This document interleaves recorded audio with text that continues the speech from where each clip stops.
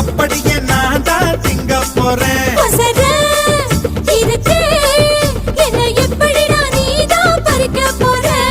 அணிலாக மாறினான் அழகாக தாவினான் அங்கங்க உன்னை கடிக்க போறேன்.